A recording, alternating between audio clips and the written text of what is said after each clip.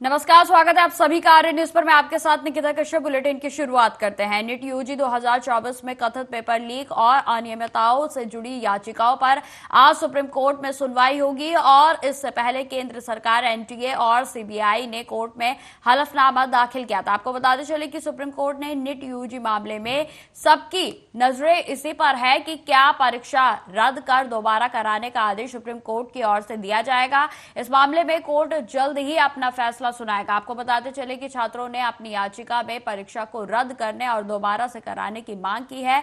तो वहीं supreme court ने 8 जुलाई को इस मामले में सुनवाई की थी और इसमें कड़ी टिप्पणी करते हुए कहा था कि यदि मेडिकल परीक्षा में नीट यूजी 2024 की सूचिता नष्ट हो गई है तो दोबारा से परीक्षा का आदेश देना होगा।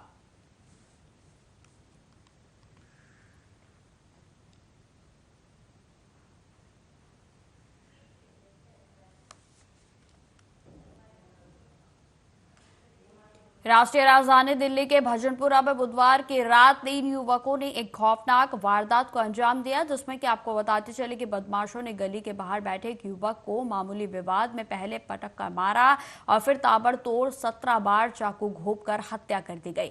चाकू के 4 से 5 बार वार में ही युवक बेहोश होकर जमीन पर गिर पड़ा, लेकिन इसके बावजूद बदमाश चाकू घोंपते रहे।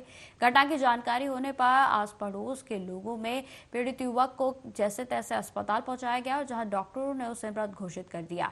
आपको बताते चले कि यह वारदात गली नंबर 15 गामड़ी एक्सटेंशन में बुधवार की करीब रात के 11:30 बजे हुई। सूचना मिलने पर मौके पर पहुंची पुलिस ने शव को कब्जे में लेकर पोस्टमार्टम के लिए भेज दिया है।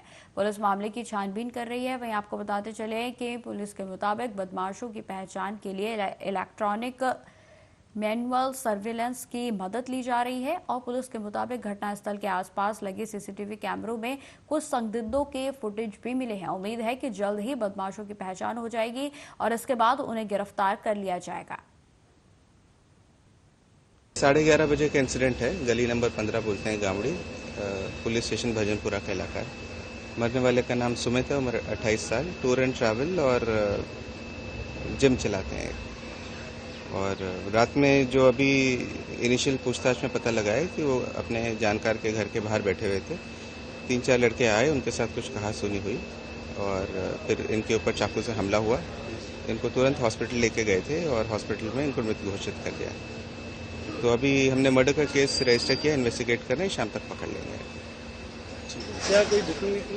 अभी इन्वेस्टिगेट कर रहे हैं इस बात को, देखेंगे दुश्मनी निकल कर आएगी तो उस हिसाब से इन्वेस्टिगेशन। 11:30 बजे का इंसिडेंट है। गली नंबर 15 बोलते हैं गामड़ी, पुलिस स्टेशन भजनपुरा का इलाका है। मरने वाले का नाम सुमित है, उम्र 28 साल, टूर एंड ट्रैवल और जिम चलाते हैं। और रात में जो अभी इनिशियल पूछताछ में पता लगा है कि वो अपने जानकार के घर के बाहर बैठे हुए थे। 3-4 लड़के आए, उनके साथ कुछ कहासुनी हुई और फिर इनके ऊपर चाकू से हमला हुआ। इनको तुरंत हॉस्पिटल लेके गए थे और हॉस्पिटल में इनको मृत घोषित कर दिया। तो अभी हमने मर्डर का केस रजिस्टर किया, इन्वेस्टिगेट कर रहे हैं, शाम तक पकड़ लेंगे। क्या कोई दुश्मनी? अभी इन्वेस्टिगेट कर रहे हैं इस बात को, देखेंगे दुश्मनी निकल कर आएगी तो उस हिसाब से इन्वेस्टिगेशन। 11:30 बजे का इंसिडेंट है। गली नंबर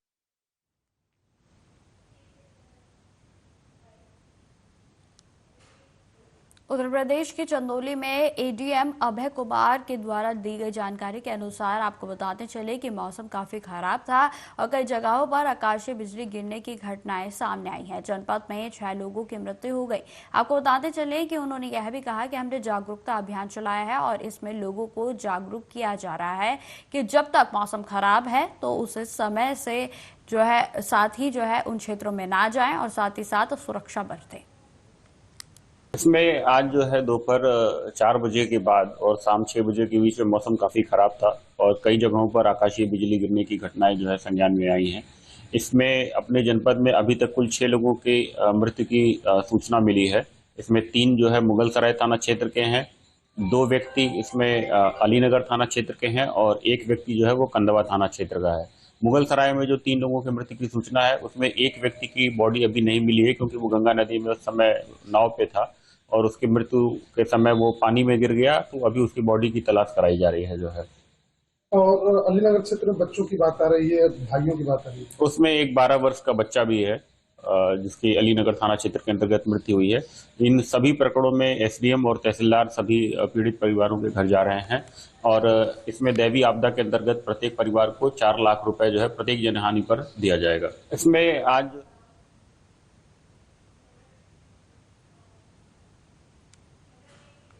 मुंबई के वर्ली इलाके में कथित तौर पर अपनी बीएमडब्ल्यू कार से एक स्कूटी को टक्कर मारने वाले युवक के मुख्य आरोपी मिहिर शाह को मुंबई की पुलिस ने एक अदालत ने बुधवार को 16 जुलाई तक के लिए पुलिस हिरासत में भेज दिया। आपको बताते चले कि इससे पहले शाह को पुलिस ने मंगलवार को 2 हादसे के 2 दिन के बाद गिरफ्तार किया था, लेकिन मिहिर शाह शिवसेना यानी शिंदे के नेता राजेश शाह के बेटे हैं और Berlin hit and run case में महाराष्ट्र के मुख्यमंत्री एकनाथ शिंदे ने इस पर कहा कि विपक्ष सिर्फ आरोप लगाता है, आरोप लगाने के अलावा उनके पास कुछ नहीं है। मैंने निर्देश दिए हैं कि हिट एंड रन मामले में दोषी कोई भी हो उसे बख्शा नहीं जाएगा, कड़ी कार्रवाई की जाएगी। आगे उन्होंने क्या कुछ कहा, आप सुनिए।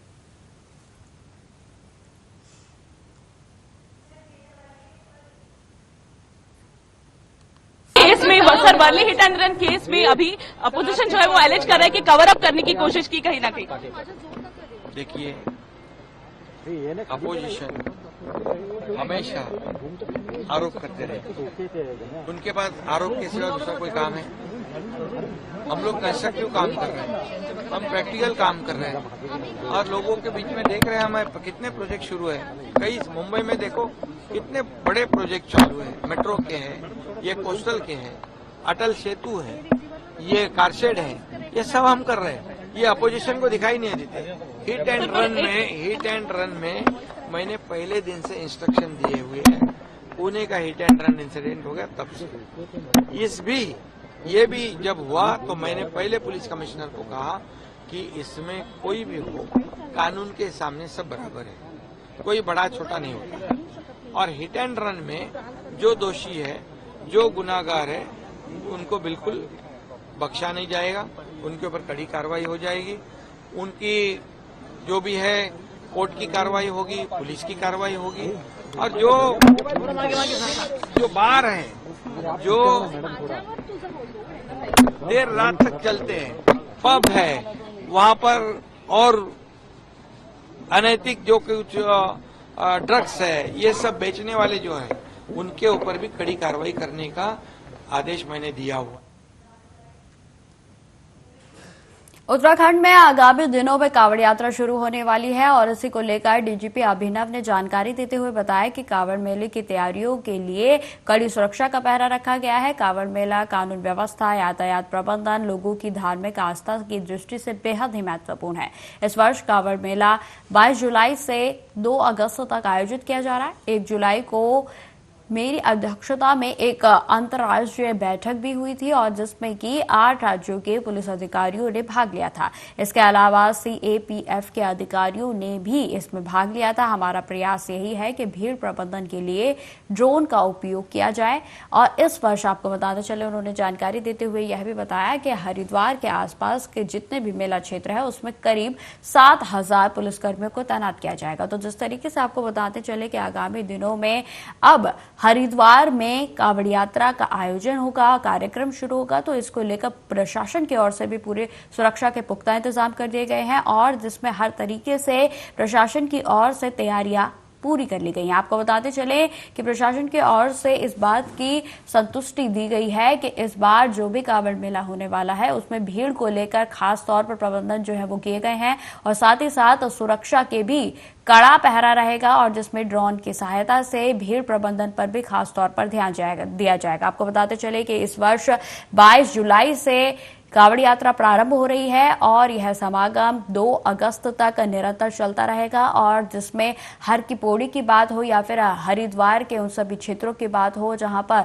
भक्ति का समागम होता है और जहां पर भक्ति के प्रलय में सभी कांवड़ यात्री जो है पूरी निष्ठा भाव के साथ अपनी कांवड़ यात्रा को शुरू करते हैं और पूरे पथ पर सुरक्षा के पुख्ता इंतजाम किए गए। वहीं आपको बताते चले कि मेडिकल की भी पूरी व्यवस्था की गई है, क्योंकि जिस तरीके से बारिश होती है तो इस बीच कई तरीके की जो समस्याएं हैं वो कांवड़ यात्रियों के सामने आती हैं और उनको सबको मद्देनजर रखते हुए प्रशासन की ओर से सुरक्षा के साथ साथ मेडिकल के भी पूरे पुख्ता इंतजाम किए गए हैं।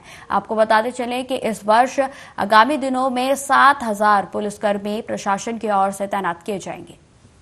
देखिए, कांवड़ मेला जो है वो उत्तराखंड पुलिस के लिए लॉ एंड ऑर्डर की दृष्टि से, ट्रैफिक मैनेजमेंट की दृष्टि से और सबसे महत्वपूर्ण है जो लोगों की धार्मिक आस्था है, जो तीर्थ यात्रा है, उसकी दृष्टिकोण से सबसे महत्वपूर्ण चुनौती है। और हर साल इसकी डेट्स तो थोड़ा शिफ्ट करती रहती हैं। इस वर्ष 22 जुलाई से लेकर 2 अगस्त तक का कांवड़ मेले का समय निर्धारित हुआ है। और इस कांवड़ मेले की तैयारी के लिए सबसे पहले तो हम लोगों ने 1 जुलाई को ही एक मेरी अध्यक्षता में अंतर्राज्यीय बैठक हुई थी, जिसमें 8 राज्यों के पुलिस अधिकारियों ने हिस्सा लिया था। इसके साथ साथ हमारी जो सेंट्रल एजेंसीज हैं, CAPFs हैं, उनके भी वरिष्ठ अधिकारियों ने इसमें शामिल हुए थे। कुछ लोग ऑनलाइन, कुछ लोग यहाँ पे देहरादून आके। और इसमें जो कांवड़ मेले के मैनेजमेंट की जो देखिए 2 बहुत इंपॉर्टेंट एस्पेक्ट हैं। एक तो हरिद्वार के अंदर जो मेला क्षेत्र है वहां पर हमारी क्राउड मैनेजमेंट की जो स्ट्रैटेजी है, जो ट्रैफिक मैनेजमेंट की स्ट्रैटेजी है, जो पार्किंग की स्ट्रैटेजी है, एक तो उसको लेके वो हमारी इन हाउस उत्तराखंड पुलिस की इन हाउस चुनौती होती है। तो उसके बारे में भी हमने और राज्यों को अवगत कराया ताकि वो उनको भी समझ में आए कि ये जो हमारी इन हाउस स्ट्रैटेजी है ये बाहर जो बाकी उनके साथ जो कोऑर्डिनेशन करना है उसके साथ कैसे फिट बैठेगी। और उसके अलावा जो अन्य राज्यों से हमारा जो रहता है वो मेन चीज है ट्रैफिक मैनेजमेंट में। देखिए, अमरनाथ यात्रा के लिए तीर्थयात्रियों का एक और जत्था पंथा चौक बेस कैंप से रवाना हुआ है। वहीं आपको बताते चले कि कड़ी सुरक्षा के बीच जो तीर्थयात्री बड़े उत्साह के साथ बालटाल और पहलगाम यात्रा बेस कैंप की और पवित्र स्थान की यात्रा के लिए रवाना हुए, जहां वे आशीर्वाद लेंगे और अपनी आस्था से जुड़ेंगे। वहीं आपको बताते चले कि महाराष्ट्र से आए यात्रियों के द्वारा कहा गया कि मुझे बहुत अच्छा लग रहा है और पिछले 4 सालों में मैं अमरनाथ यात्रा आना चाहता था और इस बार ऐसा हुआ। हालांकि आपको बताते चले कि लगातार जिस तरीके से जो जत्थे रवाना हो रहे हैं उसमें यात्रियों की संख्या जो है वो बढ़ती जा रही है और इसको देखते हुए आपको बताते चले कि प्रशासन की ओर से भी सख्ती से सुरक्षा बलों का पूरा जो इंतजाम है वो किया गया है। वहीं आपको बताते चले कि जिस तरीके से जम्मू कश्मीर से कई घटनाएं भी सामने आ रही हैं जिसमें आतंकियों की ओर से कई आतंकी हमले किए गए और इसके बाद अब कड़ा सुरक्षा पहरा जो है वो और भी बढ़ा दिया गया है और इसी कड़े सुरक्षा पहरे के बीच यात्रियों का जत्था रवाना हुआ। इसी खबर पर अधिक जानकारी के साथ जम्मू से हमारे संवाददाता रईस वानी हमारे साथ जुड़ गए हैं। तो रईस जी, जिस तरीके से लगातार अमरनाथ यात्रा से जत्था रवाना हो रहा है, इसको लेकर आज के लिए क्या कुछ खास अपडेट है आपके पास? जी, मैं आपको बता दूं कि आज जो है फिर से अगर हम बेस कैंप जम्मू की बात करें, भगवती नगर से जो है एक और काफिला जो है वो रवाना हो चुका है अमरनाथ जी के। अगर हम बालताल रोड से बात करें या अगर हम पहलगाम रोड की बात करेंगे, यात्रा जो है लगातार जारी है। हालांकि अगर हम बात करेंगे कल भी पहलगाम में जो है जो IGP कश्मीर है जम्मू कश्मीर पुलिस के, उन्होंने मीटिंग बुलाई। मुख्तलिफ जो अफसरान हैं उनसे मीटिंग की कि सिक्योरिटी के हवाले से, क्योंकि जिस तरीके से यहाँ पे लगातार हमले देख रहे हैं, जैसे कुटवा में हुआ, अगर हम बात करेंगे यहाँ पे उधमपुर में कल खबर आ रही है और उससे पहले कश्मीर में जो एनकाउंटर्स हुए, उसके चलते जो है यात्रा में कोई खलल ना पड़े उसी के रिलेटेड जो है कल जो है IGP जम्मू कश्मीर ने वहां पे मीटिंग बुलाई सिक्योरिटी के हवाले से और बाज़ाब्ता वहां पे जायजा लिया कि कोई भी जो है ये जो अटैक्स यहाँ पे हुए यात्रा में कोई कमी ना हो जाए, यात्रा में कोई खलल ना पड़े। उसके चलते जो है आज फिर से एक और काफिला जो है यात्रा के लिए छोड़ दिया गया। और आपको मैं ये भी बता दूं कि जिस तरीके से यात्रियों का जोश देखने को मिल रहा है और यात्री जो है इंतजार कर रहे हैं अपनी बारी का, और लगातार यात्री भी जम्मू बेस कैंप से जो है लगातार कश्मीर की तरफ रवाना उनको डेली बेसिस पे कर रहे हैं और आगे भी जो बेस कैंप में पहलगाम में या बालताल के बेस कैंप में रात को रुकाते हैं टेंटों में और वहां से सवेरे सवेरे जो है यात्रा दर्शन के लिए गुफाएं के लिए इनको छोड़ा जा रहा है। जी जी रईस जी, देखिए जिस तरीके से खबरें सामने आ रही हैं कि कठुआ की बात की जाए जहां पर आतंकी हमला हुआ या फिर कुलगाम की बात की जाए, ये जो दोनों क्षेत्र हैं ये पहलगाम के बेहद ही नजदीक है और ये कहीं ना कहीं सुरक्षा बलों के लिए बेहद ही चुनौतीपूर्ण है क्योंकि जो आतंकी हैं वो यात्रियों को भी निशाना बना सकते हैं।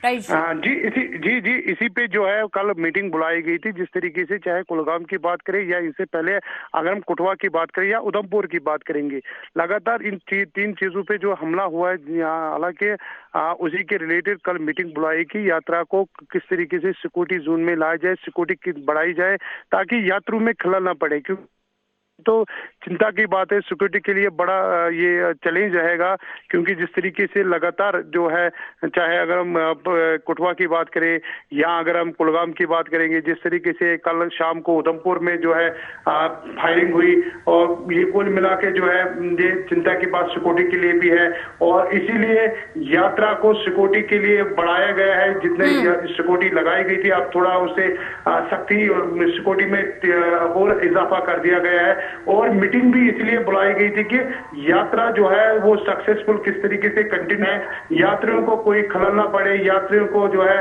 कोई प्रॉब्लम ना हो जाए, उसके लिए जो है कल मीटिंग बुलाई गई और यात्रा जो है सक्सेसफुल जो आज भी छोड़ा गया।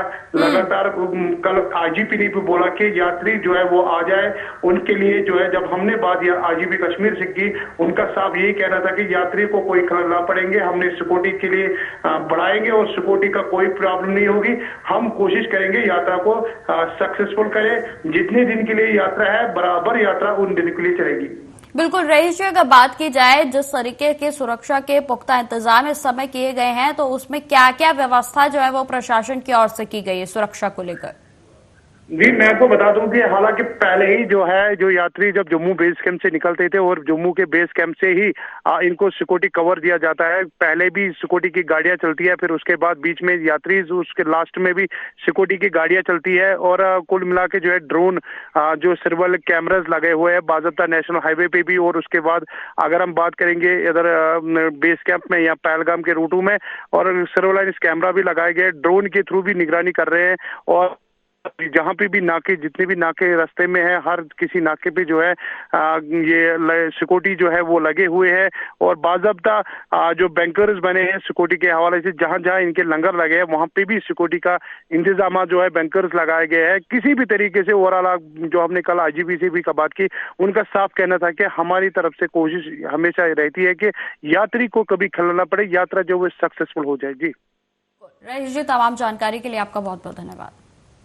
खबरों में आगे बढ़ते हैं। रायबरेली में मामला शिवगढ़ थाना क्षेत्र के अंतर्गत पूरे मंदा मजरे मुंगावा गांव का है, जहां पर राममिलन उम्र 35 वर्ष सरदा सहायक नहर के पास जानवर चरा रहे थे और तभी उनके ऊपर आकाशीय बिजली गिर गई और जिसके कारण उसके चपेट में आने से उनकी दर्दनाक मौत हो गई। आपको बताते चले कि किसान की मौत से परिवार में कोहराम मच गया, तो वहीं पुलिस को सूचना मिलते ही पुलिस ने शव को अपने कब्जे में लेकर पोस्टमार्टम के लिए भेज दिया है। वहीं आपको बताते चले कि पुलिस की ओर से आगे की कार्रवाई भी शुरू कर दी गई है।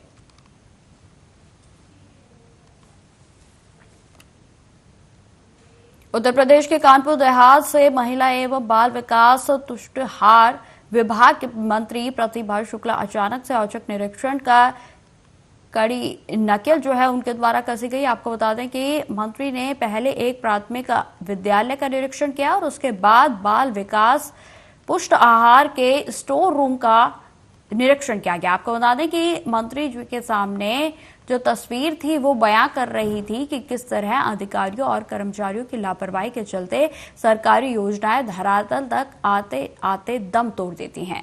राज्य मंत्री प्रतिभा शुक्ला अचानक निरीक्षण करने पहुंची तो भोगनीपुर तहसील के ढींग प्राथमिक विद्यालय में हड़कंप मच गया। आपको बताते चले कि सबसे पहले मंत्री प्रतिभा शुक्ला ने आंगनवाड़ी केंद्र के खाने का रजिस्टर चेक किया।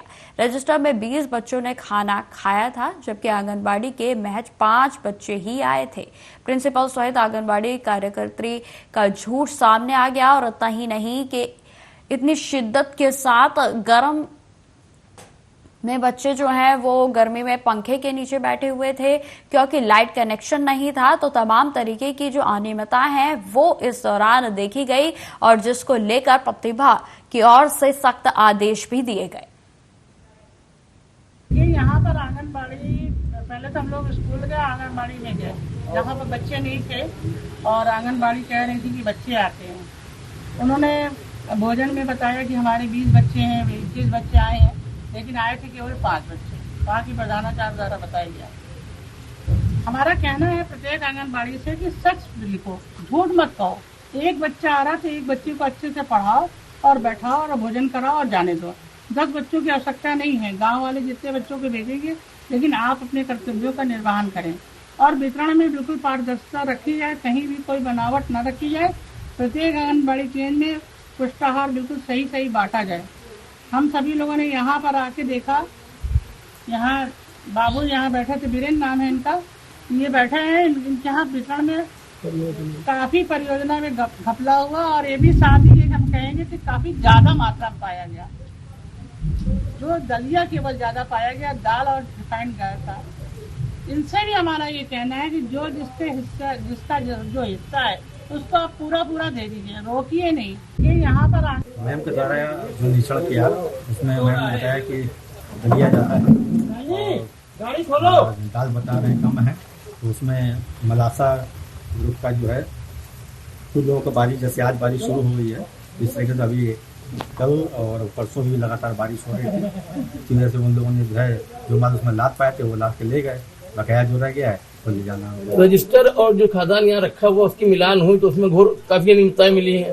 उसमें असल में ये है ना कि जो भूसा जो बचा हुआ है दलिया का, दलिया ही उनका लदना रह गया था, है तो दलिया उन लोगों को जाना बाकी रह गया है, बाकी जो है एक केंद्र का रह गया वो। क्या कार्रवाई का दे गई मैडम, कार्रवाई होगी? मैडम कार्रवाई इस पे होगी।